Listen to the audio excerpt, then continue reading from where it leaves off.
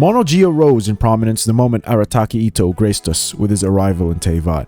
He was the savior of this godforsaken trashed element. He single-handedly fisted down Ushi's tight ass right into your face. And thus, Mono Geo was solidified into the stable yet never impressing comp it is today.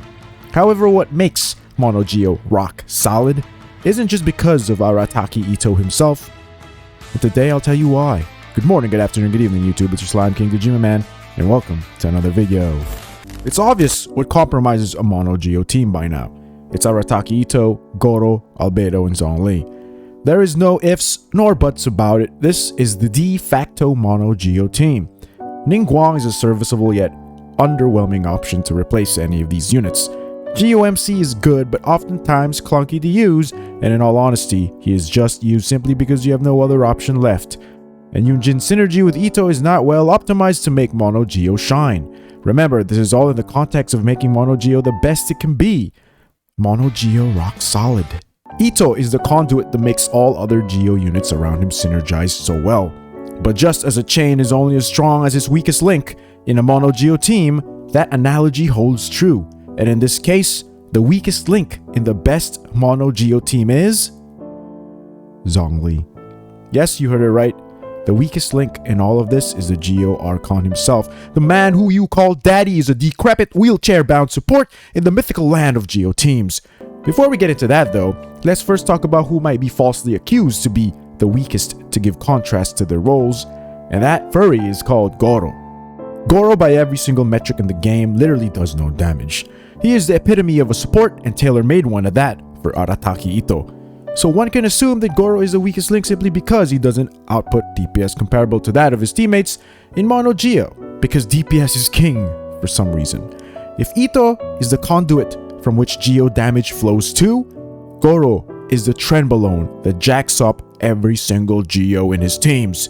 This buff gives defense to Itto and Albedo, and Geo damage to all of them. With C6, he gives crit damage to all of them. He lifts everyone up at the cost of himself. So now that we understand that Goro is actually the linchpin along with Itto, then it's obvious to see why Zhongli is the weakest link in this entire equation. Don't worry, if it isn't obvious to you, I'll tell you.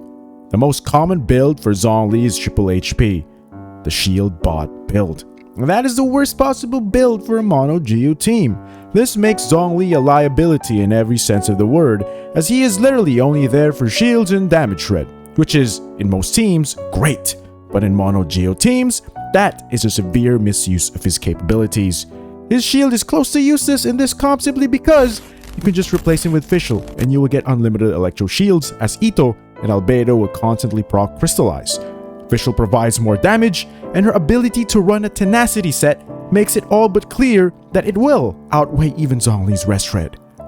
This makes shield bot Zhongli so bad in Mono Geo teams that it honestly boggles the mind that people even run it. A Mono Geo team, or any Geo team for that matter, is a high investment team. Itto is a hyper carry, and it might seem counterintuitive, however, in order for his teams to excel and not just succeed, every unit in that team has to be invested in one way or another. Geo teams have a very defined ceiling, and there's very little left to get past that. Vape teams have VB, LG, EM sharing, and what may have you, and a variety of other buffs in the future can possibly and plausibly raise their ceilings. Thus, the only true path for Mono Geo is investing Zhongli into a DPS as well. There is an inherent downtime in Mono Geo rotations that make it feasible for Zhongli to burst every rotation. And if Itto, Albedo, and Zhongli are all specced into DPS, during Royal Descent's downtime you will still be dealing respectable damage and not just flailing around with Itto's uninfused club wondering when his burst will come back up again. Zhongli's style at high investment deals 4 to 5k per tick with a 4-star weapon. It might not seem that much, but in a team that's starved of buffs, some more damage from that matters. This is all due to how Geo teams work, and because of that, we should shift away from building Zhongli as a shield bot in Mono Geo teams. Look, you're building a Mono Geo team, not a Hu Tao team, not a Shao team, not a Diluc team, not a Raiden Hyper team. In this team, with Geo Resonance and just an HP Sands, that shield will be strong enough. and thus the rotations for Mono Geo involves one peculiar thing. You see, Zhongli won't be catching particles in these teams' rotations, and even if he only has a 40 cost burst in a Mono Geo team, I doubt any of you will have the ER to properly sustain his burst every rotation, especially since everyone's particles should be funneled to Itto. However, the true rotation to make Mono Geo rock solid is to use Ushi to battery Zhongli. Here's how it works. Plop down Goro's E, switch to Albedo to plop down his E, then switch to Zhongli to hold E, then Q. Itto will do QE, then proceed with his attack, String.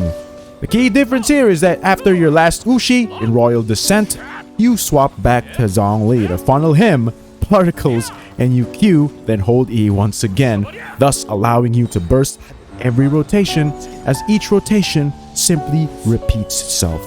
This is what makes Mono Geo truly shine. But you may ask, how does Itto get his burst back up if he doesn't catch all the particles? The secret is running an Exile set with enough crit rate to proc a Fav, Bow, and Goro.